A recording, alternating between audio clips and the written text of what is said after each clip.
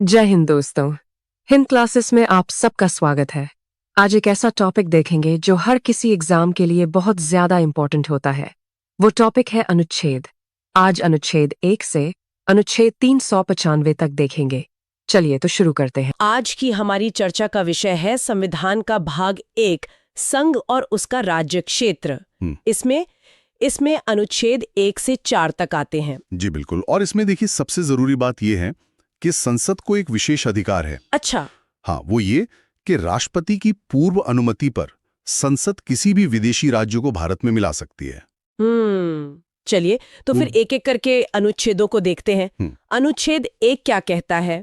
अनुच्छेद 1 कहता है इंडिया अर्थात भारत राज्यों का संघ है, मतलब यूनियन ऑफ स्टेट्स। राज्यों का संघ। जी। इसके बाद आता है अनुच्छेद 2 जो नए राज्यों के निर्माण से संबंधित है, और अनुच्छेद 3 वो संसद को कुछ खास शक्तियां देता है। क्या शक्तियां हैं वो? देखिए, अनुच्छेद 3 के तहत संसद किसी भी राज्य की मतलब उसकी सीमा में परिवर्तन कर सकती है। ठीक है। उसके क्षेत्र में परिवर्तन कर सकती है और उसके नाम में भी परिवर्तन कर सकती है। अच्छा, और फिर अनुच्छेद 4 उसका क्या महत्व है? अनुच्छेद 4 बहुत जरूरी है। वो ये साफ करता है कि अनुच्छेद 2 और 3 के तहत जो भी संशोधन होगा, हाँ, उसे अनुच्छेद 368 के तहत संविधान संशोधन नहीं माना जाएगा। ये एक बहुत ही महत्वपूर्ण बिंदु है, मतलब इसे साधारण बहुमत से किया जा सकता है। ठीक है। ये तो हुआ भाग 1। अब आगे बढ़ते हैं भाग 2 की ओर, जो नागरिकता यानी सिटीजनशिप से जुड़ा है। जी, इसमें अनुच्छेद 5 से 11 तक आते हैं। तो अनुच्छेद 5 क्या कहता है? अनुच्छेद 5 में संविधान के प्रारंभ से जो नागरिकता दी गई है उसका प्रावधान है। और यहाँ एक बात जानना बहुत जरूरी है। क्या? कि हमारे देश में एकहरी नागरिकता है, सिंगल सिटीजनशिप, और ये हमने ब्रिटेन से लिया है। अच्छा, इसका मतलब हम सिर्फ भारत के नागरिक हैं, किसी राज्य विशेष के नहीं, है ना? एकदम सही। अमेरिका की तरह नहीं, वहां तो दोहरी नागरिकता है। और भारत में नागरिकता से संबंधित कोई भी कानून बनाने का अधिकार सिर्फ और सिर्फ संसद के पास है। तो पहला कानून कब बना था? पहली बार कानून बना था 1955 में, जिसे हम नागरिकता अधिनियम 1955 कहते हैं। और नागरिकता का जो पंजीकरण है वो गृह मंत्रालय में होता है। अब बात करते हैं अनुच्छेद 6 की। ये परमिट रूल के बारे में है, ये क्या था? हाँ, ये असल में पाकिस्तान से भारत आए लोगों की नागरिकता से जुड़ा है। ये 19 जुलाई 1948 को लागू हुआ था। अच्छा। इसके तहत मतलब ये व्यवस्था थी कि जो लोग संविधान बनने के बाद आएंगे उन्हें नागरिकता नहीं मिलेगी।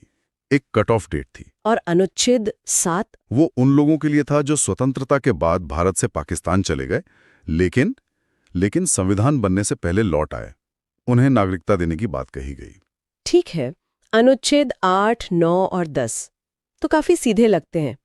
8 कहता है कि विदेशी भ्रमण या नौकरी करने पर नागरिकता खत्म नहीं होगी। जी। और अनुच्छेद 9 कहता है कि अगर कोई व्यक्ति स्वेच्छा से किसी विदेशी देश की नागरिकता ले लेता है तो उसकी भारत की नागरिकता समाप्त कर दी जाएगी। मतलब एक समय पर एक ही नागरिकता। बिल्कुल। और अनुच्छेद 10 के अनुसार भारतीयों की नागरिकता तब तक बनी रहेगी जब तक कि वो कोई देश विरोधी कार्य ना करें। और आखिर में अनुच्छेद 11 फिर से उसी बात पर जोर देता है। जी, कि नागरिकता संबंधी कानून सिर्फ और सिर्फ संसद ही बनाती है, गृह मंत्रालय इसे लागू करता है। चलिए तो अब हम संविधान के शायद सबसे महत्वपूर्ण हिस्सों में से एक पर आते हैं, भाग 3, मूल अधिकार, फंडामेंटल राइट्स। हाँ, अनुच्छेद 12 से 35 तक इन्हें भारत का मैग्ना कार्टा भी कहा जाता है। और ये अवधारणा हमने अमेरिका के संविधान से ली है। जी। और ये अधिकार वाद योग्य हैं। इसका मतलब है कि इन्हें संविधान द्वारा संरक्षण प्राप्त है। यानी अगर किसी के मौलिक अधिकारों का हनन होता है तो वो व्यक्ति अनुच्छेद 32 के तहत सीधे सुप्रीम कोर्ट और अनुच्छेद 226 के तहत हाई कोर्ट जा सकता है। ये बहुत बड़ी शक्ति है। अच्छा, मूल संविधान में तो सुना है 7 मौलिक अधिकार थे, पर अब 6 हैं। ये बदलाव कैसे हुआ? बिल्कुल। संपत्ति का अधिकार जो पहले अनुच्छेद 31 में था, उसे 44 में संविधान संशोधन 1978 के द्वारा हटा दिया गया। ओह। अब इसे अनुच्छेद 300 क भाग 12 में रखकर एक विधिक या कानूनी अधिकार बना दिया गया है। उस समय प्रधानमंत्री कौन थे? उस समय प्रधानमंत्री मोरारजी देसाई थे। चलिए अब अनुच्छेदों को क्रम से समझते हैं। अनुच्छेद 12 में क्या है? अनुच्छेद 12 में राज्यों की परिभाषा दी गई है। राज्यों की परिभाषा? मतलब कि ये मौलिक अधिकार किसके खिलाफ मिलते हैं।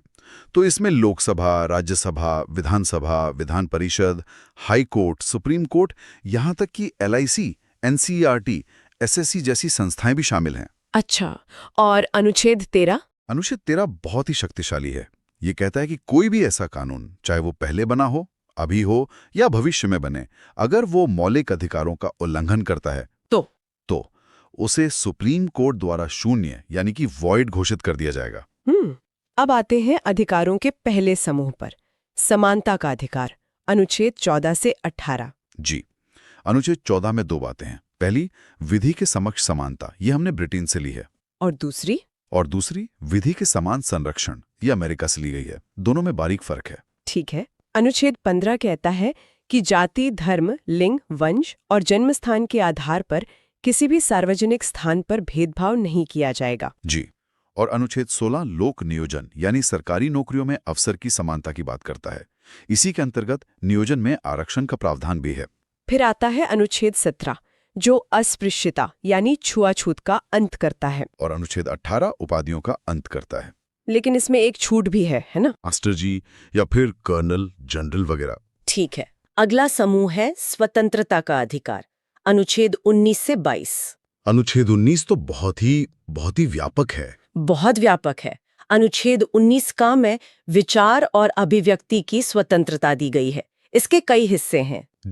जैसे पहला, अभिव्यक्ति की स्वतंत्रता। इसमें बोलने की, भाषण देने की, मौन रहने की, मीडिया या प्रेस की और झंडा फहराने की स्वतंत्रता भी शामिल है। अच्छा।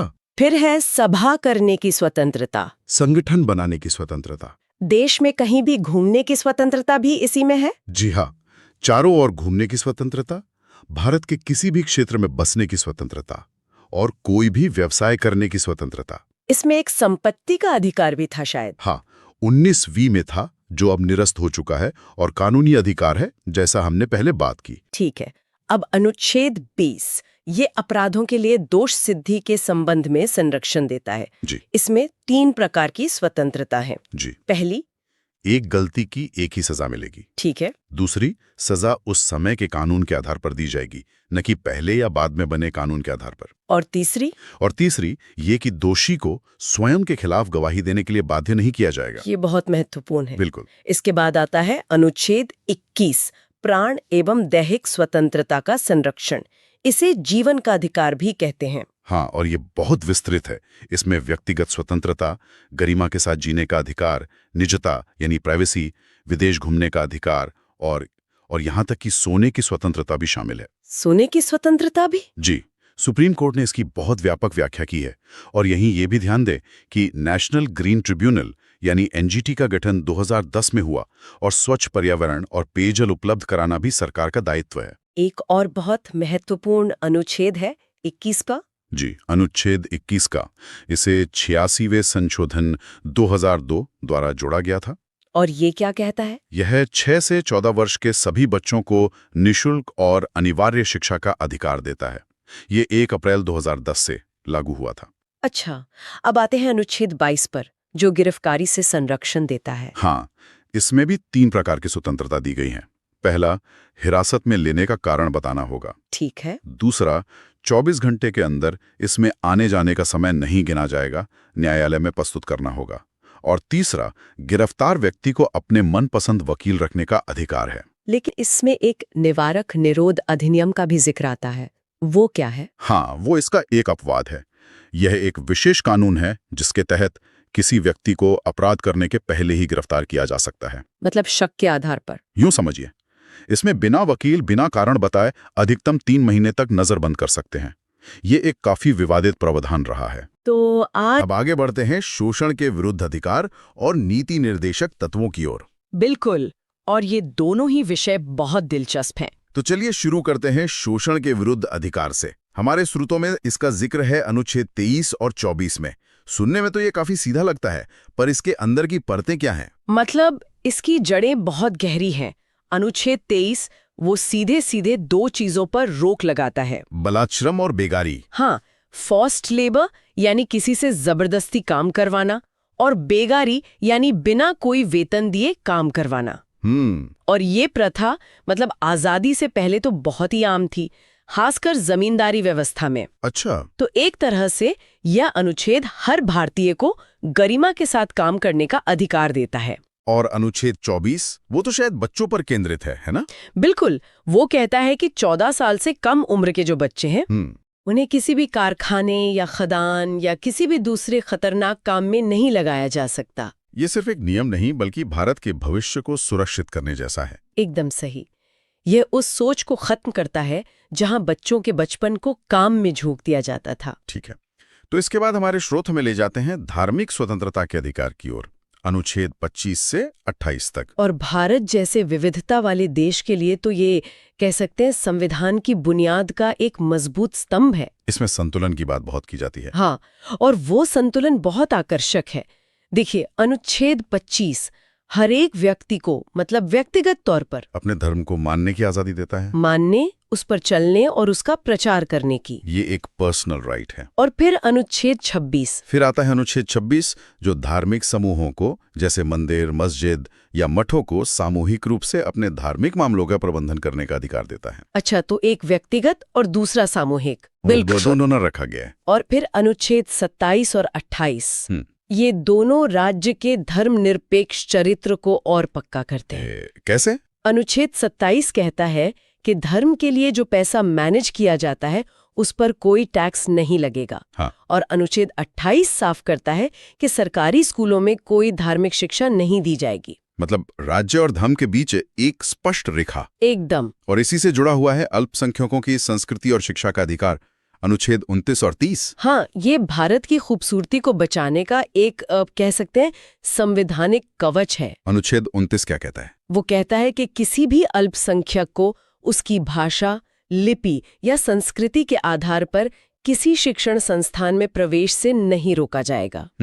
और फिर अनुच्छेद 30 उन्हें अपनी पसंद का शिक्षण संस्थान स्थापित करने का अधिकार देता है। ये तो बहुत बड़ा कदम है विविधता को बनाए रखने के लिए। बिल्कुल, ये एक संदेश है कि भारत में हर संस्कृति का सम्मान है। अब आते हैं एक ऐसे अनुच्छेद पर जो किसी जमाने में काफी चर्चा में था, अनुच्छेद 31, संपत्ति का अधिकार। हाँ, जो अब एक मूल अधिकार नहीं है। यही सवाल है, ये इतना बड़ा बदलाव क्यों और कैसे हुआ? देखिए, ये कोई छोटा मोटा बदलाव नहीं था। इसके पीछे दशकों का एक तरह का संघर्ष था। संघर्ष किसके बीच? सरकार और न्यायपालिका के बीच।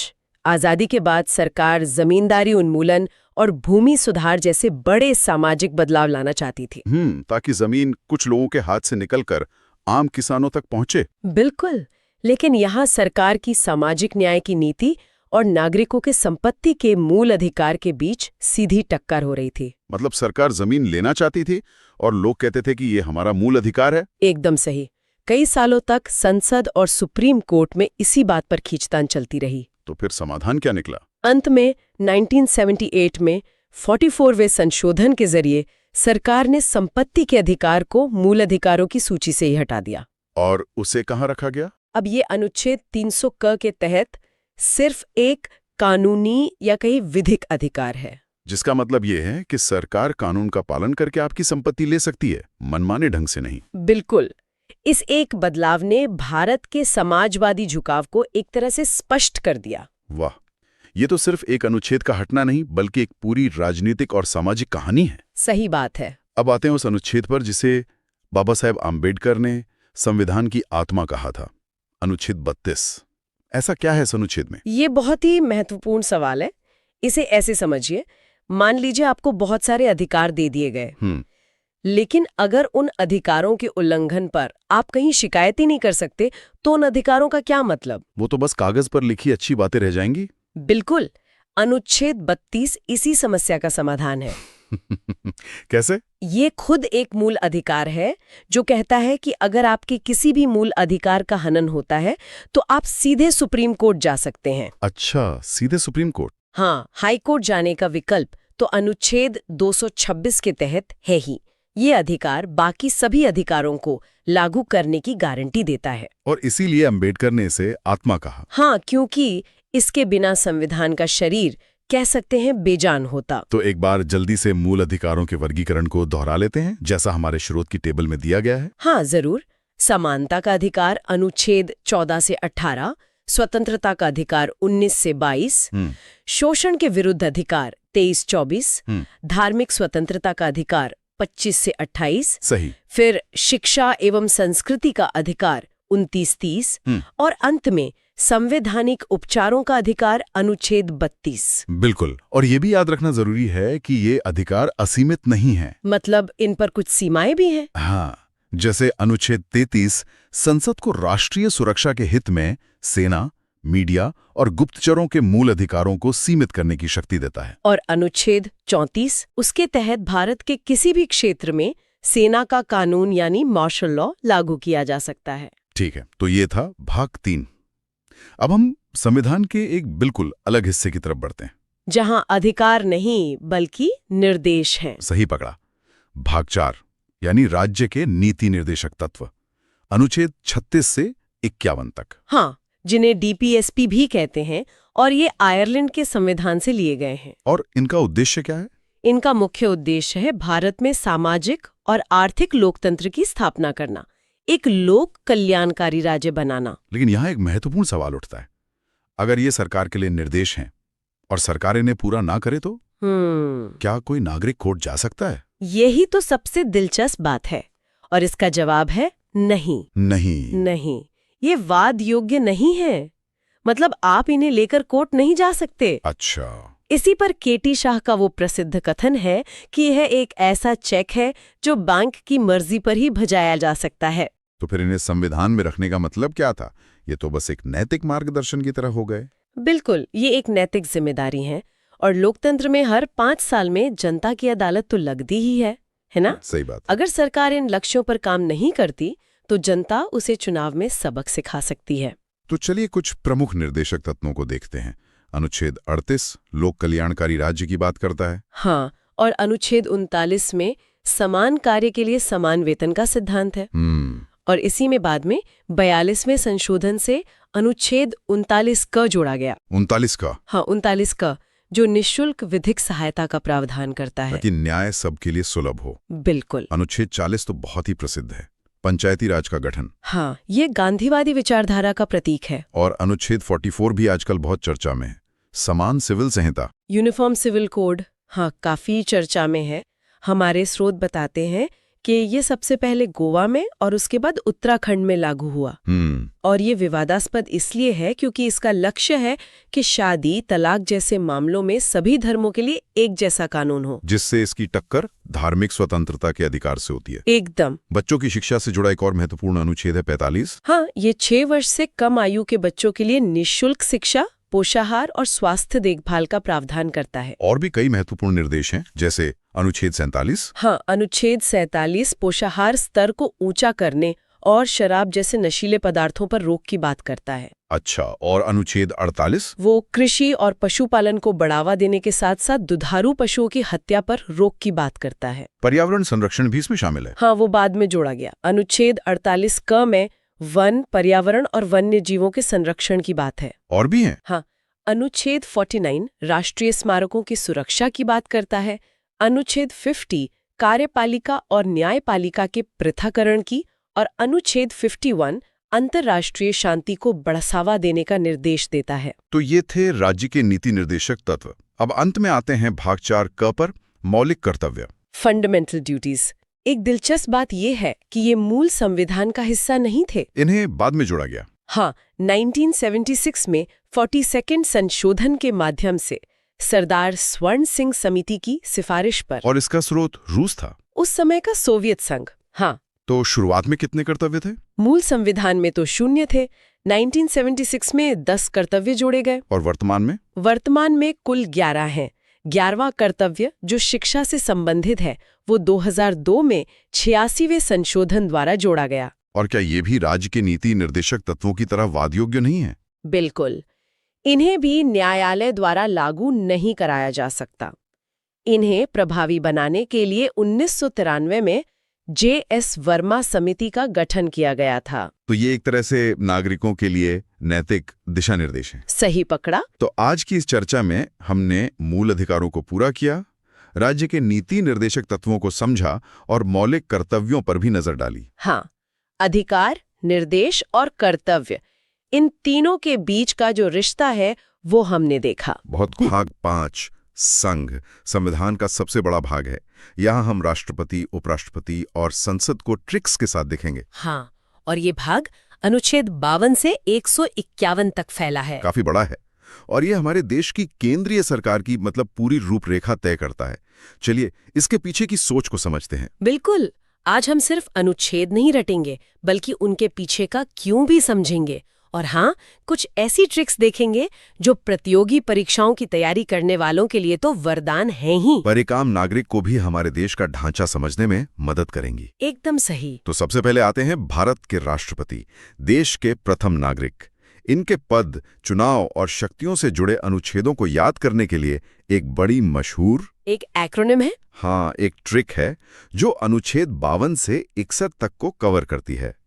ट्रिक है प का नी को का दू यो द श। ये एक्रोनिम मतलब ये संक्षिप्त नाम बहुत काम का है। चलिए इसे खोलते हैं।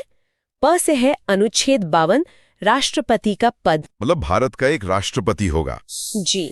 और का से है अनुच्छेद 53, कार्यपालिका का प्रधान।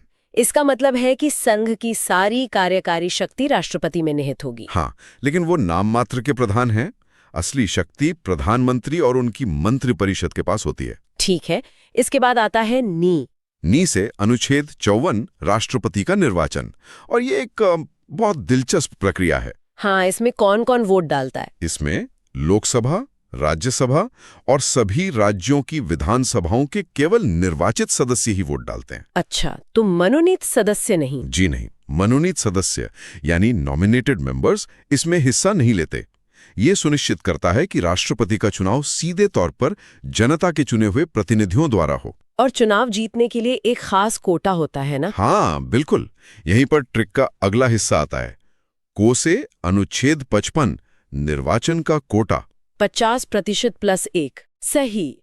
यह सिर्फ सबसे ज्यादा वोट पाना नहीं है, बल्कि कुल डाले गए वोटों का 50% + 1 वोट हासिल करना होता है। इससे राष्ट्रपति की वैधता और मजबूती सुनिश्चित होती है। ठीक है, तो राष्ट्रपति चुन लिए गए, अब उनका कार्यकाल। ट्रिक में अगला का इसी के लिए है, अनुच्छेद 56, कार्यकाल, जो कि 5 वर्ष का होता है। और दू से अनुच्छेद 57, जो कहता है कि कोई भी व्यक्ति दोबारा निर्वाचन के लिए पात्र है। भारत में इस पर कोई सीमा नहीं है। अमेरिका की तरह नहीं, जहां कोई 2 बार से ज्यादा राष्ट्रपति नहीं बन सकता। बिल्कुल। अब बात करते हैं योग्यता की। राष्ट्रपति बनने के लिए क्या शर्तें हैं? ये ट्रिक के यो से जुड़ा है। हाँ, यो यानी अनुच्छेद 58, योग्यता। इसमें मुख्य बातें हैं, व्यक्ति भारत का नागरिक हो, 35 वर्ष की आयु पूरी कर चुका हो और लोकसभा का सदस्य बनने की योग्यता रखता हो। और एक और महत्वपूर्ण शर्त है जी, 50 प्रस्तावक और 50 अनुमोदक होने चाहिए।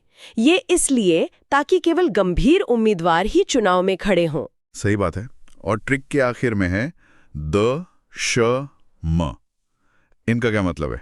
द से है अनुच्छेद 59, दशाएं या शर्तें, जैसे कि वो किसी लाभ के पद पर न हो या पागल या दिवालिया घोषित न हो। और श से अनुच्छेद 60, शपथ, जो उन्हें भारत के मुख्य न्यायाधीश यानी चीफ जस्टिस ऑफ इंडिया दिलवाते हैं। और सबसे महत्वपूर्ण म से अनुच्छेद 61, महाभियोग, इम्पीचमेंट। हाँ, इम्पीचमेंट। महाभियोग को एक बहुत जटिल प्रक्रिया कहा जाता है, ऐसा क्यों है? यह प्रक्रिया इतनी जटिल इसलिए बनाई गई है ताकि देश के सर्वोच्च पद को किसी राजनीतिक कारण से आसानी से अस्थिर न किया जा सके। राष्ट्रपति को हटाने के लिए संसद के दोनों सदनों में 2/3 जैसे भारी बहुमत की जरूरत होती है, जो हासिल करना बहुत मुश्किल है। बहुत मुश्किल। और अंत में एक और अनुच्छेद है 62, जो कहता है कि राष्ट्रपति का पद खाली होने पर 6 महीने के अंदर चुनाव कराना अनिवार्य है। तो ये तो हुई राष्ट्रपति की बात। अब आते हैं उपराष्ट्रपति पर। इनके लिए भी कोई ट्रिक है? हाँ, एक छोटी और सीधी ट्रिक है, उसरा निकास। उसरा निकास। जी, यह अनुच्छेद 63 से 69 तक के लिए है। उ से अनुच्छेद 63, उपराष्ट्रपति का पद। स से अनुच्छेद 64, जो कहता है कि उपराष्ट्रपति राज्यसभा का पदेन सभापति होगा। असल में यही उनका मुख्य काम है। और रा से? रा से है अनुच्छेद 65। इसका मतलब है कि अगर राष्ट्रपति का पद किसी कारण से खाली हो तो उपराष्ट्रपति एक कार्यवाहक राष्ट्रपति के तौर पर काम करेंगे। यहाँ मुझे एक सवाल पूछना है, उपराष्ट्रपति के चुनाव में कौन वोट देता है? क्या ये राष्ट्रपति चुनाव जैसा ही है? यह एक बहुत अच्छा सवाल है और यही एक बड़ा अंतर है। ट्रिक में नी से है अनुच्छेद 66 निर्वाचन। अच्छा। इसमें लोकसभा और राज्यसभा के सभी सदस्य यानी निर्वाचित और मनोनीत दोनों भाग लेते हैं। विधानसभा के सदस्य इसमें वोट नहीं करते। इसके पीछे कोई तर्क है? हाँ, तर्क यह है कि चूंकि उपराष्ट्रपति का मुख्य काम राज्यसभा की अध्यक्षता करना है, इसलिए केंद्रीय विधायिका के सदस्य ही उन्हें चुनते हैं। ये तो बहुत तार्किक बात हुई। ट्रिक में आगे का और सा हैं? का से अनुच्छेद 67 कार्यकाल जो 5 वर्ष का होता है और स से 2 अनुच्छेद जुड़े हैं। अनुच्छेद 68 जो चुनाव का सही समय तय करता है और अनुच्छेद 69 जो उनकी शपथ से जुड़ा है, जो उन्हें राष्ट्रपति दिलवाते हैं। जी। तो हमने कार्यपालिका के शीर्ष 2 पदों को समझ लिया, लेकिन ये अकेले काम नहीं करते। इन्हें सलाह कौन देता है और इनके फैसलों को लागू कौन करता है? बिल्कुल, यहीं पर प्रधानमंत्री और उनकी मंत्रिपरिषद की भूमिका आती है। लेकिन उस पर आने से पहले एक बहुत ही दिलचस्प पैटर्न देखते हैं जो हमारे संविधान की आत्मा को दिखाता है। अच्छा। अनुच्छेद 72 ये राष्ट्रपति को क्षमादान की शक्ति देता है। हाँ, ये तो हमने कई बार खबरों में सुना है। मतलब वो मौत की सजा तक को माफ कर सकते हैं। ये एक बहुत बड़ी न्यायिक शक्ति है। बिल्कुल। अब देखिए जादू, अगर हम अनुच्छेद 72 में 89 जोड़ दें तो क्या मिलेगा? 72 में 89। 72 प्लस 89 बराबर 161। 161। अनुच्छेद 161 में ठीक यही क्षमादान की शक्ति राज्य के राज्यपाल को दी गई है। अरे वाह, तो ये पैटर्न एक तरह का संवैधानिक खाका है। मतलब एक बार केंद्र का स्ट्रक्चर समझ लिया तो राज्य का अपने आप साफ हो जाता है। आपने बिल्कुल सही पकड़ा। ये सिर्फ एक ट्रिक नहीं बल्कि संविधान बनाने वालों की सोच है। जी, वे केंद्र और राज्य में एक जैसी सुसंगत शासन प्रणाली चाहते थे। ये हमारे संघीय ढांचे की नींव है जिसे हम इस बातचीत में बार बार देखेंगे। जैसे अनुच्छेद 74 कहता है कि राष्ट्रपति को सलाह देने के लिए एक मंत्रिपरिषद होगी जिसके मुखिया प्राइम मिनिस्टर होंगे।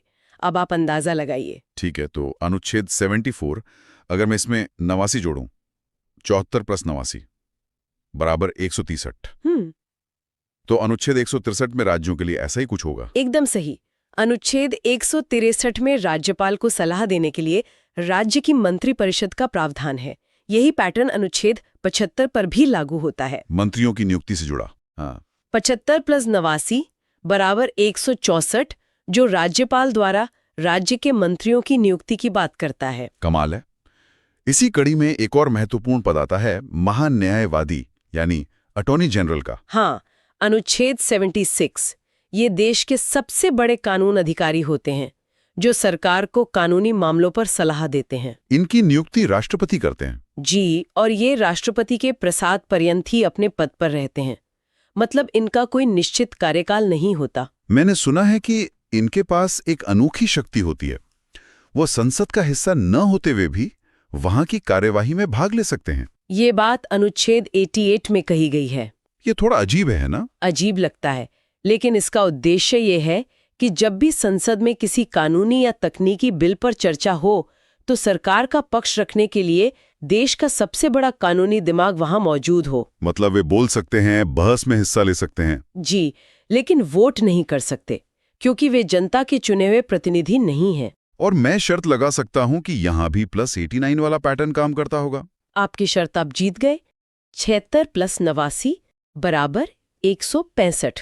165। अनुच्छेद 165 में राज्य के महाधिवक्ता यानी एडवोकेट जनरल का प्रावधान है। वही भूमिका, वही शक्तियां, बस राज्य के स्तर पर। तो अब तक हमने कार्यपालिका को समझा, अब आते हैं विधायिका पर, यानी हमारी संसद, जहां देश के कानून बनते हैं। संसद के लिए भी एक बहुत सरल और प्रसिद्ध ट्रिक है, सरला। सरला? हाँ, ये अनुच्छेद 79, 80 और 81 के लिए है। स से अनुच्छेद 79 संसद जो राष्ट्रपति, राज्यसभा और लोकसभा से मिलकर बनती है। रे से राज्यसभा। अनुच्छेद 80 राज्यसभा हमारा उच्च सदन और ला से अनुच्छेद 81 लोकसभा यानी निम्न सदन। और मुझे लगता है कि केंद्र और राज्य की समानता वाला पैटर्न यहां भी लागू होता होगा। बिल्कुल। आप कोशिश कीजिए, अनुच्छेद 79 में 89 जोड़कर देखिए। ठीक है, 79 + 89 बराबर 168। ये राज्य के विधानमंडल का अनुच्छेद होगा। सही। और अनुच्छेद 80 यानी राज्यसभा में 89 जोड़ें तो 80 + 89 बराबर 169। ये विधान परिषद के बारे में होगा शायद। बहुत बढ़िया। और आखिरी अनुच्छेद 81 लोकसभा में 89 जोड़ने पर मिलता है 81 + 89 बराबर 170। जो विधानसभा की गठन की बात करता है। जी, ये पैटर्न कितना सुंदर और तार्किक है। तो संसद बन गई। अब ये काम कैसे करती है? सत्तर कौन बुलाता है? ये शक्ति अनुच्छेद 85 के तहत राष्ट्रपति के पास है। वही संसद का सत्र बुलाते हैं, सत्रावसान करते हैं और प्रधानमंत्री की सलाह पर लोकसभा को भंग भी कर सकते हैं। लेकिन सदन की कार्यवाही शुरू करने के लिए एक न्यूनतम उपस्थिति जरूरी है। हाँ, जिसे कोरम कहते हैं। कोरम, सही। अनुच्छेद 100 में गणपूर्ति या कोरम का जिक्र है। ये वैसा ही है जैसे किसी क्लास को शुरू करने के लिए कम से कम कुछ छात्रों का होना जरूरी है, ताकि कुछ गिने चुने सदस्य ही मिलकर देश के लिए कोई बड़ा फैसला ना ले लें। बिल्कुल। ये संख्या कुल सदस्यों का 110 होती है। मतलब लोकसभा के लिए लगभग 55 और राज्यसभा के लिए 25 सदस्य। ठीक है, तो संसद का सत्र शुरू हो गया, कोरम भी पूरा है। अब कानून कैसे बनता है? मान लीजिए किसी बिल पर लोकसभा और राज्यसभा में सहमति नहीं बन पा रही, तब क्या होता है? ऐसी स्थिति के लिए संविधान में एक रास्ता है। अनुच्छेद 108 संयुक्त अधिवेशन, जॉइंट सेशन। जी, राष्ट्रपति दोनों सदनों की एक साथ बैठक बुलाते हैं, जिसकी अध्यक्षता लोकसभा के स्पीकर करते हैं। क्योंकि लोकसभा में सदस्य संख्या ज्यादा है, तो आमतौर पर फैसला उसी के पक्ष में जाता है। सही। और मैंने धन विधेयक यानी मनी बिल के बारे में भी सुना है, जिसे लेकर राज्यसभा की शक्तियां बहुत सीमित हैं। हाँ, अनुच्छेद 110 धन विधेयक को परिभाषित करता है। ये सरकार के खर्चों और टैक्स से जुड़ा होता है। इसे केवल लोकसभा में ही पेश किया जा सकता है। और राज्यसभा इसे सिर्फ 14 दिनों तक रोक सकती है। हो जाता है तो वो राष्ट्रपति के पास जाता है। उनके पास क्या विकल्प होते हैं? अनुच्छेद 111 राष्ट्रपति को किसी विधेयक पर अनुमति देने की शक्ति देता है, जिसे हम वीटो पावर भी कहते हैं। वे बिल को मंजूरी दे सकते हैं, उसे रोक सकते हैं या फिर पुनर्विचार के लिए संसद को वापस भेज सकते हैं। और यहाँ भी हमारा +89 का नियम काम करता है। 111 + 89 बराबर 200। अनुच्छेद 200 राज्यपाल को राज्य के विधेयकों पर अनुमति देने की शक्ति देता है। अब बात करते हैं बजट की। मजेदार बात यह है कि हमारे संविधान में बजट शब्द है ही नहीं। ये सच है। अनुच्छेद 112 में इसे वार्षिक वित्तीय विवरण या एनुअल फाइनेंशियल स्टेटमेंट कहा गया है। ये सरकार की साल भर की आमदनी और खर्चों का लेखा जोखा होता है। यहाँ पैटर्न में कोई बदलाव है? हाँ, एक छोटा सा बदलाव है। राज्य के बजट के लिए हम 89 की जगह 90 जोड़ते हैं। अच्छा। 112 + 90 बराबर 202, जो राज्य के बजट का प्रावधान करता है। और इस पूरी चर्चा के अंत में एक बहुत शक्तिशाली अनुच्छेद आता है, 123, राष्ट्रपति की अध्यादेश जारी करने की शक्ति। ये क्या है? अध्यादेश या ऑर्डिनेंस एक तरह का अस्थायी कानून होता है। अस्थायी? हाँ, ये तब इस्तेमाल होता है जब संसद सत्र में न हो और किसी कानून की तत्काल जरूरत पड़ जाए, तो राष्ट्रपति मंत्रिपरिषद की सलाह पर एक अध्यादेश जारी कर सकते हैं, जिसकी शक्ति संसद के कानून के बराबर होती है। इसे याद रखने की भी कोई ट्रिक है? हाँ, एक बहुत मजेदार ट्रिक है। अनुच्छेद है 123। अगर हम इसके अंकों की जगह बदल दें, मतलब 2 को पहले ले आए, तो ये बन जाता है 213। और अनुच्छेद 213 में राज्यपाल की अध्यादेश जारी करने की शक्ति है। तो हमने भाग 5 के एक बड़े हिस्से को कवर किया, राष्ट्रपति से लेकर संसद की शक्तियों तक, और इन आसान ट्रिक्स और पैटर्न के साथ जो इन्हें समझने में वाकई मदद करते हैं। हम देखेंगे सुप्रीम कोर्ट, सीएजी और फिर चलेंगे राज्यों की तरफ। यहाँ राज्यपाल और हाई कोर्ट के लिए बहुत शानदार ट्रिक्स हैं। चलिए तो इस चर्चा को शुरू करते हैं। हम सबसे पहले देश की सर्वोच्च न्यायपालिका यानी कि सुप्रीम कोर्ट, उससे जुड़े महत्वपूर्ण अनुच्छेदों को समझेंगे। और इसमें एक बहुत दिलचस्प ट्रिक भी है जो सुप्रीम कोर्ट और हाई कोर्ट के गठन के अनुच्छेद को याद रखने में मदद करेगी, जो अक्सर एग्जाम्स में पूछा जाता है। बिल्कुल, ये अनुच्छेद सिर्फ नंबर नहीं है, ये हमारे लोकतंत्र की, आप कह सकते हैं, नींव के पत्थर हैं। और इन्हें समझना खासकर कम्पिटिटिव एग्जाम्स के लिहाज से बहुत ज़रूरी है। हम कोशिश करेंगे कि सिर्फ क्या है ये ना बताएं, बल्कि ये क्यों है इस पर भी थोड़ी बात करें। तो चलिए इसे खोलकर देखते हैं। शुरुआत करते हैं अनुच्छेद 124 से। ये सुप्रीम कोर्ट की स्थापना और गठन के बारे में है।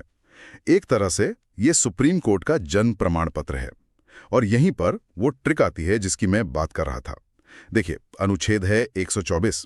अगर हम इसके अंकों को थोड़ा फेरबदल करें तो 124 से बनता है 214, और अनुच्छेद 214 राज्यों के लिए हाई कोर्ट के गठन से संबंधित है। मतलब एक अनुच्छेद याद किया तो दूसरा मुफ्त में याद हो गया। ये तो याद रखने का एक बहुत ही शानदार तरीका है, और ये दिखाता है कि संविधान बनाने वालों ने भी एक तार्किक संरचना का पालन किया है। केंद्र और राज्य की संस्थाओं में अक्सर ऐसी समानताएं देखने को मिल ही जाती हैं। अच्छा, स्थापना के बाद आता है अनुच्छेद 125, जिसमें जजों के वेतन के बारे में बताया गया है। ये सुनने में तो बड़ा सीधा साधा लगता है, पर क्या इसके पीछे भी कोई गहरा मतलब है? मतलब सिर्फ एक तथ्य के तौर पर याद रखना काफी है, या इसमें कोई कॉन्सेप्ट छुपा है? ये बहुत अच्छा सवाल है। ये सिर्फ सैलरी की बात नहीं है, ये असल में न्यायपालिका की स्वतंत्रता की गारंटी है। अच्छा। असल बात यह है कि जजों का वेतन भारत की संचित निधि या कंसोलिडेटेड फंड ऑफ इंडिया पर चार्ज्ड होता है। इसका मतलब है कि संसद इस पर बहस तो कर सकती है, लेकिन इसे कम करने के लिए वोट नहीं कर सकती। ये एक तरह की वित्तीय सुरक्षा है, ताकि कोई भी सरकार किसी फैसले से नाराज होकर जजों का वेतन काटने की धमकी ना दे सके। अरे वाह, मतलब ये एक फायरवॉल की तरह काम करता है। ये तो सच में एक बहुत महत्वपूर्ण इंसाइट है। अब अगले दो अनुच्छेद हैं 126 और 127, जो कार्यकारी मुख्य न्यायाधीश और एडॉक न्यायाधीशों की नियुक्ति से जुड़े हैं। ये तो मतलब प्रक्रियात्मक लगते हैं। हाँ, ये ऑपरेशनल अनुच्छेद है। एडहॉक यानी तदर्थ न्यायाधीशों की नियुक्ति तब की जाती है जब सुप्रीम कोर्ट में किसी केस को सुनने के लिए जजों का कोरम पूरा नहीं हो रहा हो। ये बस ये सुनिश्चित करता है कि न्याय का काम रुके नहीं। चलिए अब एक असली पावर हाउस अनुच्छेद पर आते हैं। अनुच्छेद 129। हाँ, अनुच्छेद 129 जो कहता है कि सुप्रीम कोर्ट एक अभिलेख न्यायालय यानी कोर्ट ऑफ रिकॉर्ड होगा। ये सुनने में बहुत टेक्निकल लगता है, इसका आम भाषा में क्या मतलब है? इसे एक मिसाल से समझते हैं। मान लीजिए भी सुप्रीम कोर्ट ने किसी एक केस में कोई फैसला दिया, तो वो फैसला सिर्फ उस केस के लिए नहीं है, वो पूरे देश के लिए एक नज़ीर या प्रेसिडेंट बन जाता है। मतलब देश की बाकी सभी अदालतें, हाई कोर्ट, डिस्ट्रिक्ट कोर्ट, भविष्य में वैसे ही मामलों में उसी फैसले को मानने के लिए बाध्य हैं। वो उस फैसले को एक नियम की किताब की तरह इस्तेमाल करते हैं। कोर्ट ऑफ रिकॉर्ड होने का यही सबसे बड़ा मतलब है। यानी सुप्रीम कोर्ट सिर्फ केस नहीं सुलझाता, वो कानून को स्थापित भी करता है। और इसी अनुच्छेद से कोर्ट को अपनी अवमानना यानी कंटेम्प्ट ऑफ कोर्ट के लिए सजा देने की शक्ति भी मिलती है ना? बिल्कुल। अगर कोई कोर्ट के फैसले की जानबूझकर अवहेलना करता है तो कोर्ट उसे सजा दे सकता है। यह शक्ति कोर्ट की गरिमा और उसके फैसलों का सम्मान सुनिश्चित करने के लिए जरूरी है। इसके बाद कुछ और प्रमुख अनुच्छेद हैं, जैसे अनुच्छेद 130 जो सुप्रीम कोर्ट के स्थान, जो आमतौर पर दिल्ली है, उसकी बात करता है, और अनुच्छेद 131 जो इसकी प्रारंभिक या मूल अधिकारिता के बारे में है। ये मूल अधिकारिता क्या है? ओरिजिनल जुरिस्डिक्शन या मूल अधिकारिता का मतलब है कि कुछ खास तरह के मामले ऐसे होते हैं जिनकी सुनवाई सीधे सुप्रीम कोर्ट में ही शुरू हो सकती है, किसी निचली अदालत में नहीं। जैसे केंद्र सरकार और एक या एक से ज्यादा राज्यों के बीच कोई विवाद हो, या फिर 2 या 2 से ज्यादा राज्यों के बीच आपस में कोई टकराव हो। ये मामले इतने बड़े और संवेदनशील होते हैं कि उन्हें सुलझाने का अधिकार सिर्फ देश की सर्वोच्च अदालत को ही दिया गया है। समझ गया। अब आते हैं संविधान के एक और बेहद शक्तिशाली प्रावधान पर। अनुच्छेद 137 न्यायिक पुनरावलोकन यानी जुडिशियल रिव्यू की शक्ति। ये तो लोकतंत्र का सेफ्टी वाल्व है। Safety valve? हाँ, जुडिशियल रिव्यू का मतलब है कि सुप्रीम कोर्ट संसद द्वारा बनाए गए किसी भी कानून या सरकार द्वारा जारी किए गए किसी भी आदेश की समीक्षा कर सकता है, और अगर कोर्ट को लगता है कि वो कानून या आदेश संविधान के किसी प्रावधान का उल्लंघन कर रहा है, तो वो उसे असंवैधानिक घोषित करके रद्द कर सकता है। ये शक्ति सुनिश्चित करती है कि विधायिका और कार्यपालिका अपनी सीमाओं में रहें। और अनुच्छेद 139 भी रिट निकालने की शक्ति से ही जुड़ा है? हाँ, लेकिन इसमें एक न्यूआंस है। अनुच्छेद 32 के तहत सुप्रीम कोर्ट सिर्फ मौलिक अधिकारों के हनन पर रिट जारी कर सकता है, लेकिन अनुच्छेद 139 संसद को ये शक्ति देता है कि वो कानून बनाकर सुप्रीम कोर्ट को मौलिक अधिकारों के अलावा अन्य मामलों में भी रिट जारी करने का अधिकार दे सके। अच्छा, और आखिर में सुप्रीम कोर्ट से जुड़े 2 और अनुच्छेद जो हमेशा याद रखने चाहिए। एक तो है अनुच्छेद 141 जो कहता है कि सुप्रीम कोर्ट का कानून देश की सभी अदालतों पर बाध्यकारी है, और दूसरा अनुच्छेद 143 जिसके तहत राष्ट्रपति सुप्रीम कोर्ट से सलाह ले सकते हैं। इस पर अक्सर सवाल बनता है कि क्या ये सलाह राष्ट्रपति के लिए मानना जरूरी है? नहीं, बिल्कुल नहीं। राष्ट्रपति सलाह मांग तो सकते हैं, लेकिन उस सलाह को मानने के लिए वो बाध्य नहीं है। और इसी तरह सुप्रीम कोर्ट भी सलाह देने के लिए बाध्य नहीं है।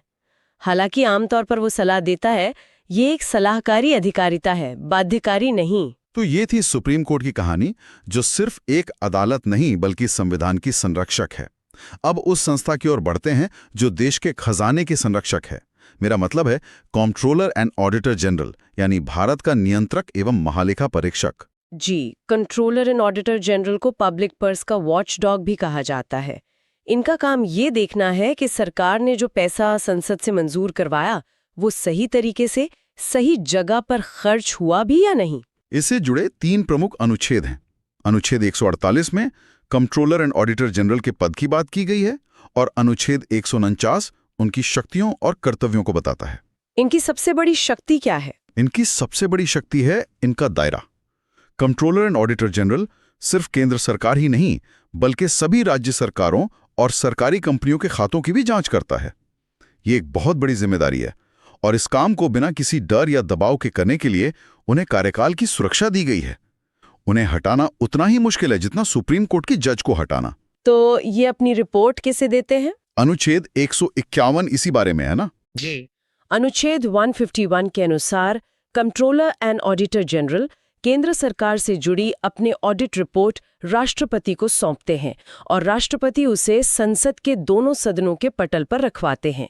इसी तरह राज्यों से जुड़ी रिपोर्ट उस राज्य के राज्यपाल को दी जाती है, जो उसे राज्य विधानमंडल में रखवाते हैं।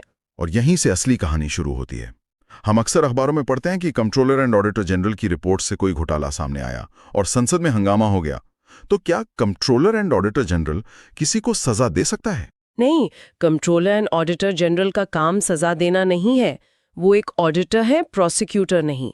लेकिन उनकी रिपोर्ट बहुत शक्तिशाली होती है। जब वो रिपोर्ट संसद की पब्लिक अकाउंट्स कमेटी यानी लोक लेखा समिति के पास जाती है, तो वो सरकारी अधिकारियों से सवाल जवाब करती है। मीडिया में बहस होती है और सरकार पर राजनीतिक दबाव बनता है। तो कंट्रोलर एंड ऑडिटर जनरल की असली ताकत उनकी रिपोर्ट की प्रामाणिकता और उसके द्वारा पैदा की जाने वाली जवाबदेही में है। बहुत बढ़िया। तो केंद्र की इन 2 बड़ी संस्थाओं के बाद अब हम संविधान के भाग 6 में प्रवेश करते हैं, जो राज्यों से संबंधित है। यह अनुच्छेद 152 से 237 तक फैला है। अनुच्छेद 152 में राज्य की परिभाषा दी गई है। और अब आता है वो हिस्सा जहां एक शानदार ट्रिक हमारा काम आसान कर देगी। ये राज्यपाल से संबंधित अनुच्छेदों के लिए है, 153 से 159 तक। ये ट्रिक कॉम्पिटिटिव एग्जाम की तैयारी करने वालों के बीच बहुत लोकप्रिय है। ट्रिक है रकानिका यस। मैं इसे बहुत धीरे और स्पष्ट रूप से बोलता हूं, रा का नी का य स। चलिए अब इस कोड को डिकोड करते हैं। अनुच्छेद 153 में रा से है राज्यपाल का पद।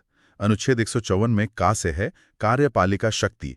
इसका मतलब है कि राज्य की सारी एग्जीक्यूटिव पावर राज्यपाल में निहित होगी। बिल्कुल, लेकिन यहाँ एक लेकिन है। राज्यपाल राज्य का नाममात्र यानी नॉमिनल हेड होता है। वास्तविक शक्तियां तो मुख्यमंत्री की अध्यक्षता वाली मंत्री परिषद के पास होती हैं, ठीक वैसे ही जैसे केंद्र में राष्ट्रपति और प्रधानमंत्री के बीच होता है। 56 में अगले का से है कार्यकाल, जो टेक्निकली राष्ट्रपति के प्रसाद पर्यंत यानी प्लेजर ऑफ द प्रेसिडेंट होता है। फिर अनुच्छेद 157 में य से है योग्यता, और अनुच्छेद 158 में स से है सेवा की शर्तें। ये ट्रिक तो बिल्कुल सटीक बैठती है। और इस क्रम के ठीक बाद आता है अनुच्छेद 159, जो शपथ या ओथ से संबंधित है। राज्यपाल को शपथ उस राज्य के हाई कोर्ट के मुख्य न्यायाधीश दिलाते हैं। तो रकानी का यस और उसके ठीक बाद शपथ, ये पूरा क्रम याद रखने में बहुत मदद करता है। बिल्कुल। अब राज्यपाल से जुड़े कुछ और महत्वपूर्ण अनुच्छेद देखते हैं। अनुच्छेद 161 में राज्यपाल की क्षमादान शक्ति है। ये राष्ट्रपति की क्षमादान शक्ति से कैसे अलग है? मुख्य अंतर यह है कि राज्यपाल मृत्यु दंड यानी डेथ सेंटेंस को पूरी तरह माफ नहीं कर सकता। वो उसे सस्पेंड या कम्यूट कर सकता है, लेकिन पार्डन नहीं कर सकता। ये शक्ति सिर्फ राष्ट्रपति के पास है। अच्छा, अब राज्य की कार्यपालिका में आगे बढ़ते हैं। अनुच्छेद 163 में मंत्री परिषद है, जिसके प्रमुख चीफ मिनिस्टर होते हैं। अनुच्छेद 164 कहता है कि चीफ मिनिस्टर की नियुक्ति राज्यपाल करेंगे। और फिर है अनुच्छेद 165। महाधिवक्ता यानी एडवोकेट जनरल। एडवोकेट जनरल राज्य सरकार का सर्वोच्च विधि अधिकारी होता है, ठीक उसी तरह जैसे अटॉर्नी जनरल केंद्र सरकार का होता है। इनका काम राज्य सरकार को कानूनी सलाह देना और कोर्ट में उनका पक्ष रखना है। चलिए अब राज्य की विधायिका की बात करते हैं। अनुच्छेद 168 में विधानमंडल का प्रावधान है। फिर आता है अनुच्छेद 169 जो विधान परिषद के सृजन या समाप्ति से संबंधित है। ये प्रक्रिया काफी दिलचस्प है। हाँ, ये बहुत यूनिक है। किसी राज्य में विधान परिषद बनानी है या खत्म करनी है, इसका प्रस्ताव पहले उस राज्य की विधानसभा को विशेष बहुमत से पारित करना होता है। फिर वो प्रस्ताव संसद के पास जाता है और अगर संसद उसे साधारण बहुमत से पास कर दे तब जाकर विधान परिषद बनती या खत्म होती है। तो अंतिम शक्ति संसद के हाथ में है। इसके बाद अनुच्छेद 170 विधानसभा की संरचना और 171 विधान परिषद की संरचना के बारे में है। और आगे बढ़ें तो अनुच्छेद 178 विधानसभा के अध्यक्ष और उपाध्यक्ष की बात करता है और 182 विधान परिषद के सभापति और उपसभापति की। और राज्य स्तर पर 2 और अनुच्छेद जो सीधे राष्ट्रपति और संसद वाले अनुच्छेदों से जुड़े हैं। एक है अनुच्छेद 202 राज्य का वार्षिक बजट और दूसरा है अनुच्छेद 213 राज्यपाल की अध्यादेश यानी ऑर्डिनेंस जारी करने की शक्ति। यहां भी एक पैटर्न है। राष्ट्रपति की अध्यादेश शक्ति अनुच्छेद 123 में है और राज्यपाल की 213 में। देखिए 1, 2, 3 से बनता है 2, 1, 3। अंकों का वही खेल। ये छोटी छोटी ट्रिक्स कॉन्सेप्ट्स को जोड़ने में बहुत मदद करती हैं। ये तो कमाल का कनेक्शन है। और अब आते हैं राज्य की न्यायपालिका पर। सबसे पहले अनुच्छेद 214 जो कहता है कि राज्यों के लिए हाई कोर्ट का गठन होगा।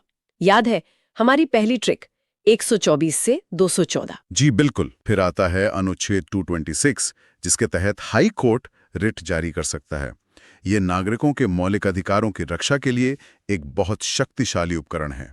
और अंत में अनुच्छेद 233 जो जिला कोर्ट यानी डिस्ट्रिक्ट कोर्ट की स्थापना से संबंधित है।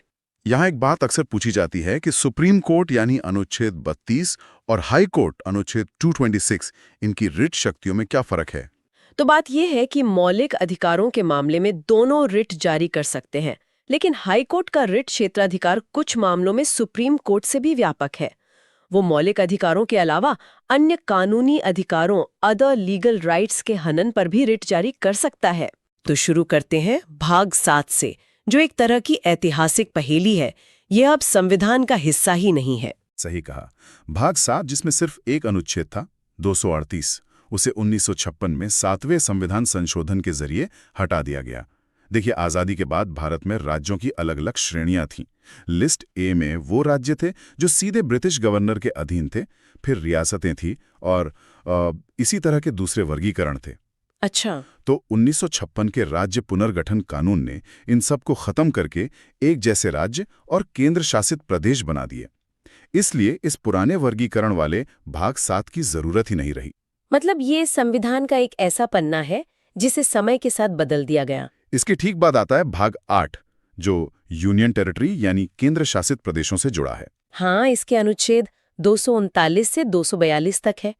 ये अनुच्छेद इन प्रदेशों के प्रशासन की पूरी रूपरेखा तैयार करते हैं कि उनका शासन राष्ट्रपति द्वारा नियुक्त प्रशासक के जरिए कैसे चलेगा और संसद उनके लिए कानून कैसे बना सकती है। ए और 9B इन्हें स्थानीय स्वशासन की नींव कहा जाता है। ये सिर्फ एक कानूनी बदलाव नहीं था, ये सत्ता के विकेंद्रीकरण का एक बहुत बड़ा प्रयोग था। सोचिए, इससे पहले दिल्ली या राज्यों की राजधानियों में बैठे लोग गांव की सड़क के नाली के लिए फैसले लेते थे। जी।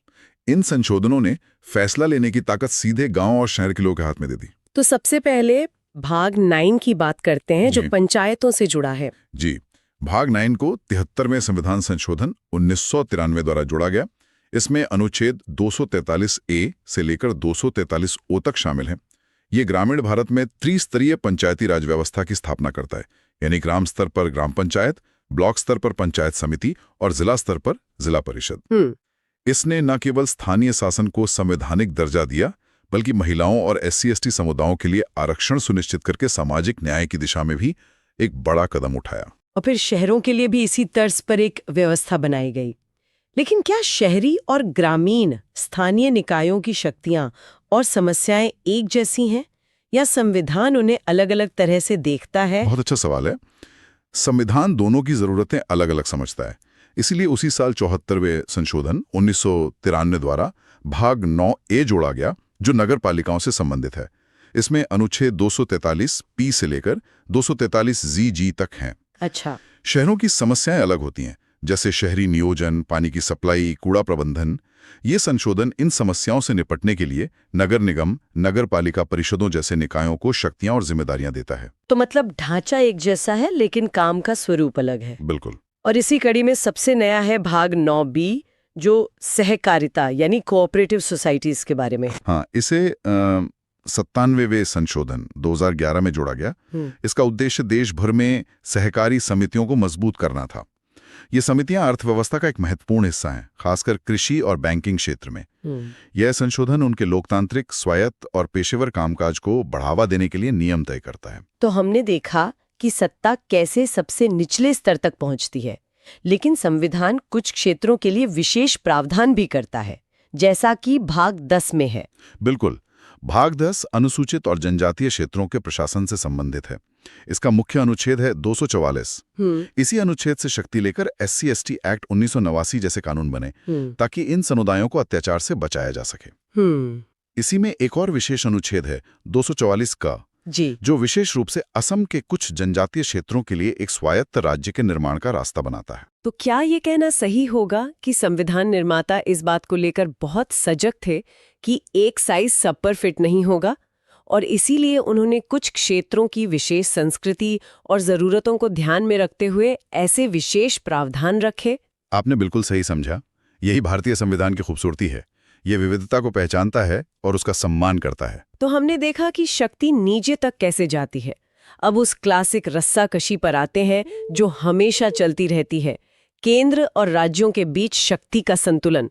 ये भारतीय संघवाद का मूल है। ये हमें भाग 11 में मिलता है, जो अनुच्छेद 245 से 263 तक फैला है। यह हिस्सा केंद्र और राज्यों के बीच विधायी, प्रशासनिक और वित्तीय संबंधों का पूरा खाका खींचता है। यह तय करता है कि कौन किस विषय पर कानून बना सकता है। इसी में अनुच्छेद 249 बहुत दिलचस्प है, जहां केंद्र राज्य सूची के विषय पर भी कानून बना सकता है। ये तो संघीय ढांचे के मूल सिद्धांत के थोड़ा खिलाफ नहीं लगता? हाँ, पहली नजर में ऐसा लग सकता है, लेकिन संविधान ने इसके लिए एक बहुत मजबूत शर्त रखी है। ऐसा तभी हो सकता है जब राज्यसभा, जो कि राज्यों का सदन है, अपने उपस्थित और मतदान करने वाले सदस्यों के 2/3 बहुमत से ये संकल्प पारित करे कि ऐसा करना राष्ट्रीय हित में जरूरी है। अच्छा, तो ये एक तरह का सेफ्टी वॉल्व है। बिल्कुल, ताकि केंद्र मनमाने ढंग से राज्यों के अधिकार क्षेत्र में दखल न दे। और ये कानून हमेशा के लिए नहीं होता, एक बार में सिर्फ 1 साल के लिए लागू होता है। हाँ, शर्त तो है, लेकिन आलोचक कहते हैं कि राष्ट्रीय हित एक बहुत व्यापक शब्द है जिसका केंद्र दुरुपयोग कर सकता है। क्या इस पर कभी विवाद हुआ है? विवाद तो हुए हैं, और ये बहस का एक स्थायी विषय है। लेकिन संवैधानिक व्यवस्था यही है कि राज्यों का प्रतिनिधित्व करने वाली राज्यसभा ही इसकी अनुमति देगी। इसके अलावा भी कुछ विशेष परिस्थितियां हैं जहां केंद्र को यह शक्ति मिलती है। तो मतलब केंद्र के पास कुछ मास्टर कीज है जो उसे राज्य सूची के दरवाजे खोलने की इजाजत देती हैं। वाह, क्या बढ़िया तरीका है इसे समझाने का। बिल्कुल, ये मास्टर कीज हैं। पहली, अनुच्छेद 250, जो राष्ट्रीय आपातकाल के दौरान संसद को राज्य सूची के किसी भी विषय पर कानून बनाने की शक्ति देता है। ओके। दूसरी, अनुच्छेद 252, जब 2 या 2 से अधिक राज्य खुद संसद से ऐसा करने का अनुरोध करें। और तीसरी, अनुच्छेद 253, किसी अंतर्राष्ट्रीय संधि या समझौते को लागू करने के लिए। और इस तीसरे मामले में तो राज्यों की अनुमति की भी जरूरत नहीं होती। जी नहीं, बिल्कुल जरूरत नहीं होती। ये तो शक्तियों के बंटवारे की बात हुई, लेकिन जब राज्यों के बीच ही विवाद हो जाए, जैसे नदी जल को लेकर, जो कि एक बहुत ही संवेदनशील मुद्दा है, तो संविधान क्या रास्ता दिखाता है? संविधान ने इसके लिए भी शांतिपूर्ण समाधान का तंत्र बनाया है। अनुच्छेद 262 संसद को अंतर नदीय जल विवादों के निपटारे के लिए कानून बनाने की शक्ति देता है, और इसी के तहत समय समय पर विभिन्न नदी जल विवाद न्यायाधिकरणों का गठन होता है। और इसके अलावा अनुच्छेद 263 अंतर्राज्यीय परिषद की स्थापना का प्रावधान करता है। ये एक मंच है जहां राज्य और केंद्र मिलकर आपसी विवादों को सुलझा सकते हैं और बेहतर समन्वय बना सकते हैं। तो ये तो हुई पैसे और कानून की बात, लेकिन इन कानूनों को लागू करने और प्रशासन को चलाने के लिए संसाधन भी तो चाहिए। सारा खेल तो आखिर में वित्त पर ही आकर टिकता है। बिल्कुल सही। इसका जवाब हमें भाग 12 में मिलता है, जो वित्त, संपत्ति और अनुबंधों से संबंधित है। इसके अनुच्छेद 264 से 300A तक हैं। ये केंद्र राज्य के वित्तीय संबंधों की रीढ़ हैं। इसमें सबसे जरूरी बातें क्या हैं? सबसे पहले अनुच्छेद 265, जो लोकतंत्र का एक मूल सिद्धांत स्थापित करता है। इसका सीधा सा मतलब है, सरकार अपनी मर्जी से जनता पर कोई भी टैक्स नहीं लगा सकती। पहले कानून पास करवाना होगा। हाँ, पहले उसे संसद से बाकायदा कानून पास करवाना होगा। नो टैक्सेशन विदाउट रिप्रेजेंटेशन वाला सिद्धांत यहीं से आता है। और ये सारा पैसा जो टैक्स से आता है, वो जाता कहाँ है? वो जाता है भारत की संचित निधि, यानी कंसोलिडेटेड फंड में, जिसका प्रावधान अनुच्छेद 266 में है। इसे आप सरकार के मेन सैलरी अकाउंट की तरह समझ सकते हैं, जिसमें सारा पैसा आता है और जिससे संसद की अनुमति से ही सारे खर्चे होते हैं। और अगर अचानक कोई आपदा आ जाए और संसद का सत्र न चल रहा हो, तब क्या होगा? उसके लिए संविधान ने एक इमरजेंसी फंड बनाया है, आकस्मिक निधि यानी कंटिंजेंसी फंड, जिसका वर्णन अनुच्छेद 267 में है। इसे सरकार का इमरजेंसी क्रेडिट कार्ड या एक गुल्लक समझ सकते हैं, जो राष्ट्रपति के पास रखी होती है ताकि अचानक आई मुसीबत के लिए संसद की मंजूरी का इंतजार न करना पड़े। और बाद में स्वीकृति ली जाती है? हाँ, बाद में संसद से इसकी स्वीकृति ले ली जाती है। वित्त आयोग के बारे में भी बहुत सवाल पूछे जाते हैं। इसकी भूमिका क्या है? अनुच्छेद 280 के तहत राष्ट्रपति हर 5 साल में एक वित्त आयोग का गठन करते हैं। वित्त आयोग की भूमिका एक निष्पक्ष रेफरी की तरह है, जो ये तय करता है कि टैक्स रूपी केक का कितना बड़ा हिस्सा केंद्र को मिलेगा और कितना राज्यों को। ये सिर्फ बंटवारे की सिफारिश नहीं करता, बल्कि ये भी बताता है कि राज्यों को सहायता कैसे दी जाए।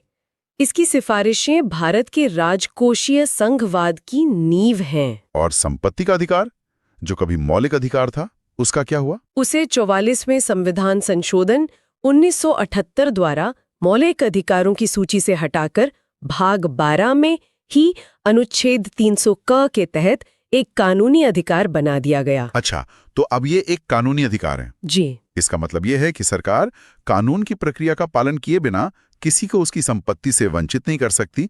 लेकिन अब ये मौलिक अधिकार नहीं है जिसके उल्लंघन पर आप सीधे सुप्रीम कोर्ट जा सकें। तो हमने कानून, प्रशासन और वित्त की बात कर ली, लेकिन इन सबको चलाने के लिए जो लोग चाहिए, यानी हमारी नौकरशाही, जिसे भारत का स्टील फ्रेम भी कहते हैं, उनके बारे में संविधान क्या कहता है? उसके लिए हमें भाग 14 पर आना होगा, जो संघ और राज्यों के अधीन सेवाओं से संबंधित है। हर सिविल सेवा एस्पिरेंट के लिए ये बहुत जरूरी है। इसमें अनुच्छेद 312 अखिल भारतीय सेवाओं यानी all India services, IAS, IPS और IFS की बात करता है। और इसमें एक दिलचस्प बात है ना? हाँ, दिलचस्प बात यह है कि कोई नई अखिल भारतीय सेवा बनाने का अधिकार भी केवल राज्यसभा के पास है, ताकि राज्यों की सहमति सुनिश्चित हो सके। और इन अधिकारियों की भर्ती प्रक्रिया की निष्पक्षता कैसे सुनिश्चित की जाती है? उसके लिए है अनुच्छेद 315। ये संघ के लिए एक संघ लोक सेवा आयोग यानी यूनियन पब्लिक सर्विस कमीशन और हर राज्य के लिए एक राज्य लोक सेवा आयोग के गठन की बात करता है। यही संस्थाएं सरकार के दबाव से मुक्त रहकर योग्यता के आधार पर भर्ती प्रक्रिया सुनिश्चित करती हैं। इसी भाग में एक और हिस्सा बाद में जोड़ा गया, भाग 14 क, जो प्रशासनिक न्यायाधिकरणों यानी ट्रिब्यूनल्स की स्थापना की बात करता है, ताकि सरकारी कर्मचारियों के सेवा संबंधी विवादों का तेजी से निपटारा हो सके। और अंत में वो तंत्र जो इस पूरे लोकतांत्रिक ढांचे को शक्ति देता है, जो सरकारें बनाता और बदलता है, यानी निर्वाचन। हाँ, लोकतंत्र का महापर्व। इसका जिक्र है भाग 15 में अनुच्छेद 324 से 329 तक। ये भारत में स्वतंत्र और निष्पक्ष चुनाव की पूरी व्यवस्था की गारंटी देता है।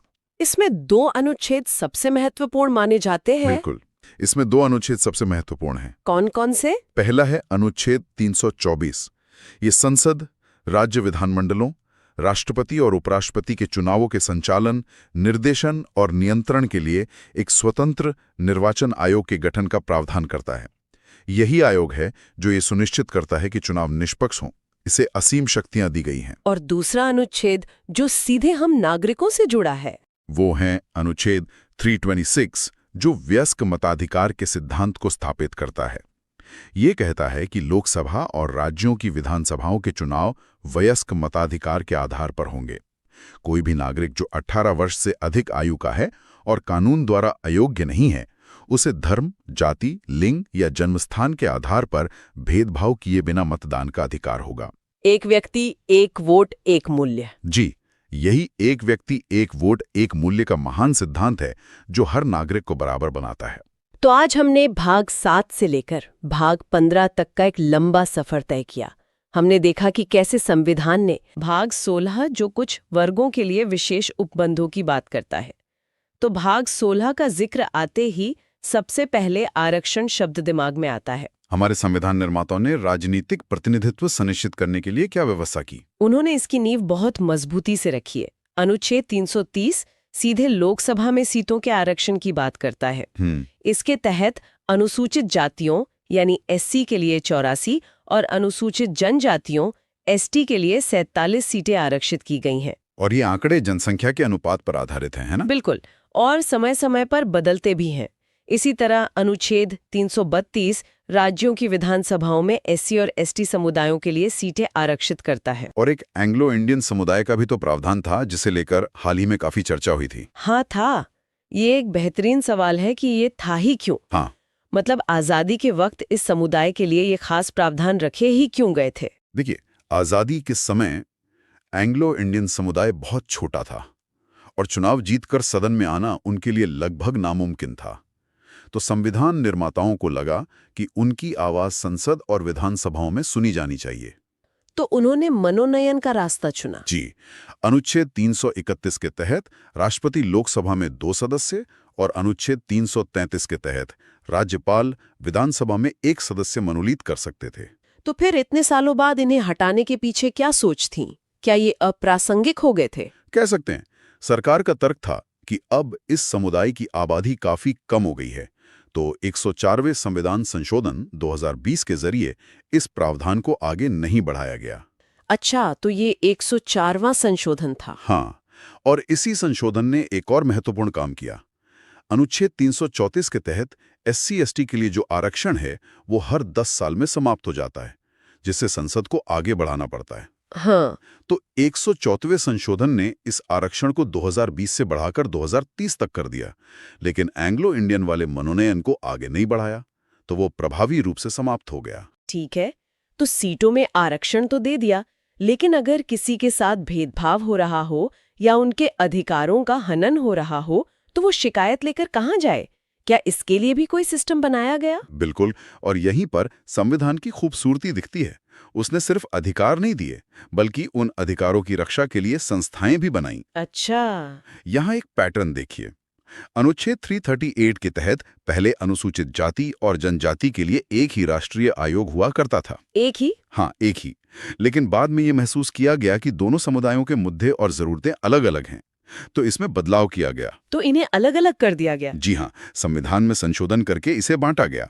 आज की स्थिति यह है कि अनुच्छेद 338 राष्ट्रीय अनुसूचित जाति आयोग मतलब SC कमीशन की बात करता है। ठीक है। फिर अनुच्छेद 338 का राष्ट्रीय अनुसूचित जनजाति आयोग यानी ST कमीशन का प्रावधान करता है। और OBC के लिए भी है ना? हाँ, फिर 2018 में एक और संशोधन के जरिए अनुच्छेद 338 ख जोड़कर राष्ट्रीय अन्य पिछड़ा वर्ग आयोग मतलब अदर बैकवर्ड क्लास कमीशन को भी संवैधानिक दर्जा दे दिया गया। एक मिनट, यहाँ एक और पिछड़ा वर्ग आयोग का भी तो जिक्र आता है। अनुच्छेद 340 में इन दोनों में क्या फर्क है? ये एक बहुत बारीक लेकिन महत्वपूर्ण अंतर है और यहाँ से सवाल बनते हैं। अनुच्छेद 338 ख वाला OBC आयोग एक संवैधानिक निकाय है। संवैधानिक निकाय। जबकि अनुच्छेद 340 राष्ट्रपति को पिछड़े वर्गों की दशा की जांच के लिए एक आयोग नियुक्त करने की शक्ति देता है, जैसे काका कालेलकर या मंडल आयोग बने थे। ये आयोग वैधानिक निकाय होते हैं। संवैधानिक और वैधानिक, आमतौर पर लोग इन शब्दों को एक दूसरे की जगह इस्तेमाल कर लेते हैं। इसका असल मतलब क्या है? और ये फर्क बहुत बड़ा है। संवैधानिक का मतलब है कि उस संस्था की नींव खुद संविधान में है। उसे हटाना या उसकी शक्तियों को कम करना लगभग नामुमकिन है, क्योंकि उसके लिए संविधान संशोधन करना पड़ेगा। अच्छा। जबकि वैधानिक का मतलब है कि उसे संसद ने एक साधारण कानून बनाकर बनाया है, जिसे बदलना या खत्म करना तुलनात्मक रूप से बहुत आसान होता है। समझ गए। और इनकी सिफारिशें भी बाध्यकारी नहीं होती? बिल्कुल। अनुच्छेद 340 के तहत बने आयोग की सिफारिशें सरकार पर बाध्यकारी नहीं होती, वो सिर्फ सलाहकारी होती हैं। ठीक है। तो भाग 16 का अंत कैसे होता है? किसी जाति को एससी या एसटी की सूची में डालने या निकालने का अंतिम अधिकार किसके पास है? ये अधिकार सिर्फ और सिर्फ भारत के राष्ट्रपति के पास है। अनुच्छेद 341 राष्ट्रपति को किसी भी जाति को अनुसूचित जाति घोषित करने की शक्ति देता है और अनुच्छेद 342 यही शक्ति अनुसूचित जनजाति के संदर्भ में देता है।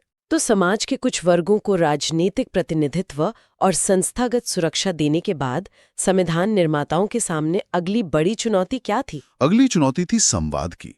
इतने बड़े विविध देश में जहां हजारों बोलियों और भाषाएं हैं, वहां सरकार काम किस भाषा में करेगी? देश को जोड़ने वाली भाषा कौन सी होगी? हाँ, ये तो बहुत बड़ा सवाल रहा होगा। और यहीं से शुरू होता है भाग 17 यानी राजभाषा पर चली लंबी और भावनात्मक बहस का नतीजा। और इस बहस का नतीजा क्या निकला? हिंदी को लेकर अक्सर ये भ्रम रहता है कि यह हमारी राष्ट्रभाषा है। संविधान इस पर क्या कहता है? संविधान इस पर बिल्कुल स्पष्ट है। अनुच्छेद 343 कहता है संघ की राजभाषा हिंदी और लिपि देवनागरी होगी। राजभाषा, राष्ट्रभाषा नहीं। यही ध्यान देने वाला शब्द है। राजभाषा यानी ऑफिशियल लैंग्वेज, राष्ट्रभाषा यानी नेशनल लैंग्वेज नहीं। हमारे देश की कोई एक राष्ट्रभाषा नहीं है। अच्छा। हिंदी को राजभाषा का दर्जा संविधान सभा ने 14 सितंबर 1949 को दिया था। इसीलिए हम हर साल 14 सितंबर को राष्ट्रीय हिंदी दिवस मनाते हैं। और एक विश्व हिंदी दिवस भी तो होता है जिसको लेकर अक्सर लोग कंफ्यूज हो जाते हैं। सही पकड़ा। विश्व हिंदी दिवस 10 जनवरी को मनाया जाता है।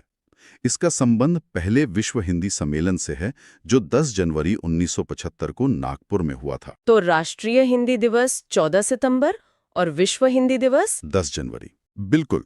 तो क्या संविधान ने सिर्फ केंद्र की भाषा तय की या राज्यों के लिए भी कोई व्यवस्था है? और उन लोगों का क्या जिनकी भाषा हिंदी नहीं है? संविधान ने इस विविधता का पूरा सम्मान किया। अनुच्छेद 345 राज्यों को अपनी एक या एक से अधिक राजभाषा चुनने का अधिकार देता है।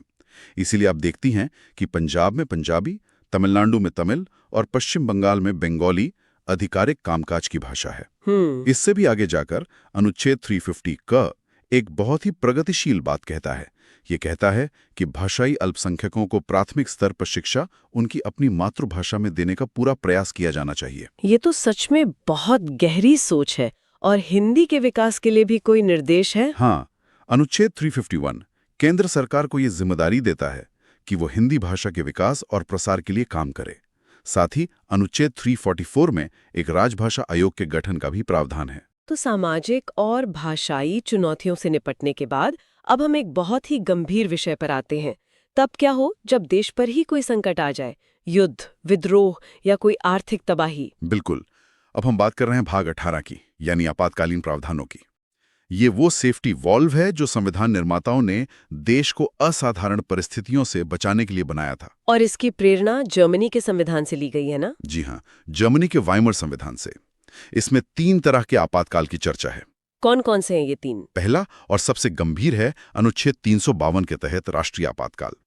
ये तब लगता है जब युद्ध, बाहरी आक्रमण या सशस्त्र विद्रोह से देश की सुरक्षा को खतरा हो। ये अब तक 3 बार लगा है। हाँ, अब तक देश में 3 बार लगाया गया है। 1962 में चीन युद्ध के समय, 1971 में पाकिस्तान युद्ध के समय और 1975 में। 1975 वाला आपातकाल तो आंतरिक अशांति के आधार पर लगा था, जो काफी विवादास्पद था। एकदम सही।